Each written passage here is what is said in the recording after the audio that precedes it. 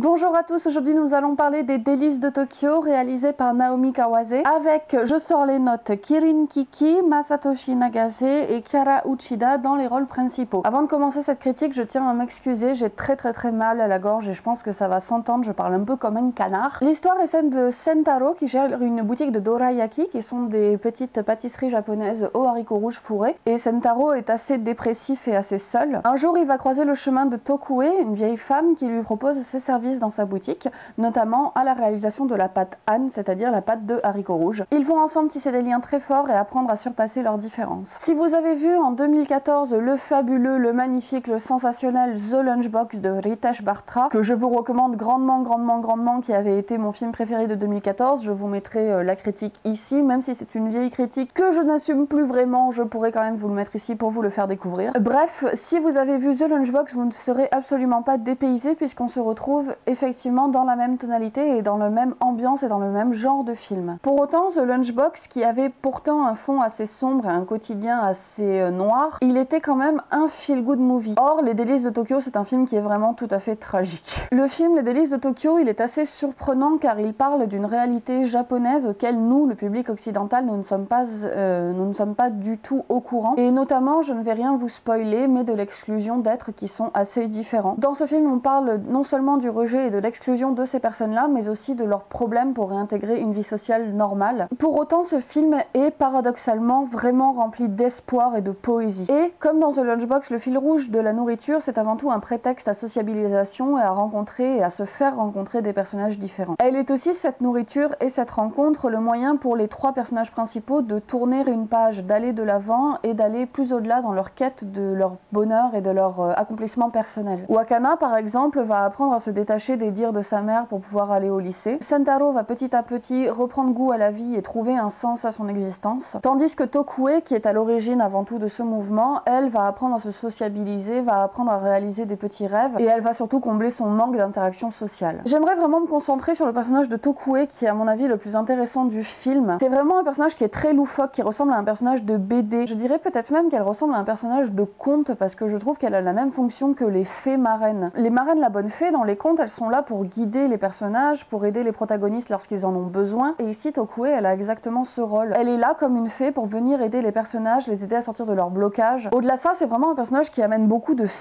fantaisie dans le quotidien et un petit peu même de féerie. C'est pour ça que la métaphore filée du conte, je trouve qu'elle est assez importante. En effet, Tokue, c'est un personnage qui est extrêmement positif, c'est un personnage qui est solaire et qui va voir le bien partout, qui va essayer de tirer le positif de chaque situation et qui va surtout être ancrée dans une poésie quotidienne. Elle va se contenter de petits bonheurs simples mais qu'elle met bout à bout et qui constituent pour elle la richesse de sa vie. Je trouve que le personnage de Sentaro, qui est le patron de la boutique de dorayaki, il est aussi intéressant, même si un peu plus caricatural et un peu plus déjà vu. C'est un personnage qui est sombre, qui est marginal, qui se reclut, mais pourtant quand il s'épanouit au contact de Tokue, ça reste un personnage qui est très touchant, qui a des réactions qui sont très humaines et qui est déjà interprété avec brio par l'acteur. Et du coup, on ne peut qu'avoir de l'empathie pour ce personnage qui est au final assez universel. D'ailleurs, l'interprétation de manière générale des trois acteurs, elle est absolument magistrale, il faut le souligner. Ils sont tous les trois très justes et très réalistes. Même Tokue, qui est un personnage qui, je vous le dis, est assez loufoque et assez fantaisiste, elle reste très réaliste dans son interprétation et au final, c'est un personnage qu'on a envie de connaître. Il n'y a qu'un seul personnage qui, moi, m'a beaucoup moins convaincu, qui m'a même un petit peu déçu, c'est le personnage de la gérante de la boutique, qui est beaucoup plus déjà caricatural, beaucoup plus manichéen, beaucoup plus déjà vu. Et du coup, face à ce trio de têtes qui est aussi joli, aussi solaire et qui fonctionne tellement bien, je trouve que ce personnage-là, il faisait tâche. La mise en scène, elle est vraiment très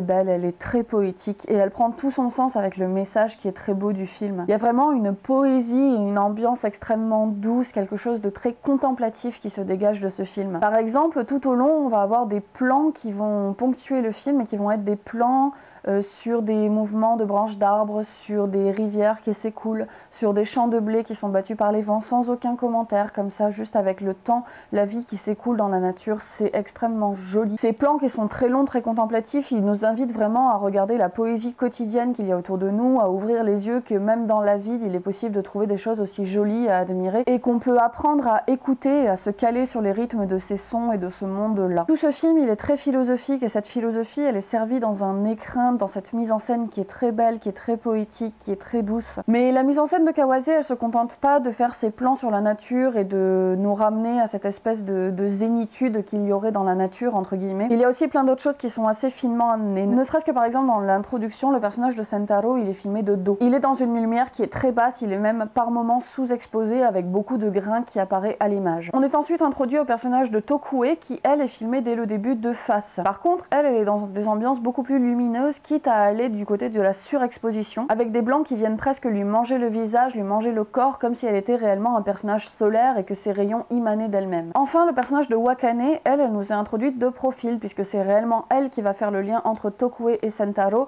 c'est elle qui va servir de fil conducteur, c'est elle qui va pousser Sentaro à aller vers Tokue, et à l'inverse qui va créer du lien avec Tokue pour aller vers Sentaro. Évidemment, il n'y a pas que ça, mais le film est ponctué comme ça de petites trouvailles de mise en scène qui sont très fines et qui viennent appuyer très délicatement le beau message du film. Ce que j'aime par-dessus tout dans ce film, c'est que malgré le fait qu'il est extrêmement tragique, le film est touchant et émouvant, sans jette jamais ni pathos ni lourd. La musique par exemple, qui est d'ailleurs quand j'y pense un très très beau thème, voire même un des plus beaux thèmes qui m'ait été donné d'entendre dans le cinéma. Je vous mettrai en barre d'infos la personne qui a écrit ce thème. Par exemple, la musique, elle sait vraiment se faire discrète ou elle sait carrément se taire lorsque besoin est et lorsqu'arrivent les scènes qui sont tristes, pour ne pas rajouter du pathos et pour ne pas créer un effet artificiel et larmoyant. D'ailleurs, en fait, jusqu'aux 3/4 du film, il a plutôt un aspect qui est assez feel-good movie, une ambiance très drôle où d'ailleurs tous les spectateurs de la salle en étaient pliés à certains moments parce que le personnage de Tokue, il est très drôle, ses interactions avec Sentaro qui est extrêmement bourru sont très très marrantes. Et enfin, même si le film a un dénouement tragique, il reste très beau parce qu'il est porteur d'espoir. En gros, le film, il nous pousse vraiment à aller de l'avant et en gros à nous dire tant qu'il y a de la vie, il y a de l'espoir, il faut continuer, il faut aller de l'avant, la beauté elle est partout, le bonheur il est partout, il faut faire de ces bonheurs quotidiens le pain quotidien. Et au sortir du film, ce que je garde le plus, c'est beaucoup moins cet aspect tragique, c'est beaucoup moins les larmes que j'ai versées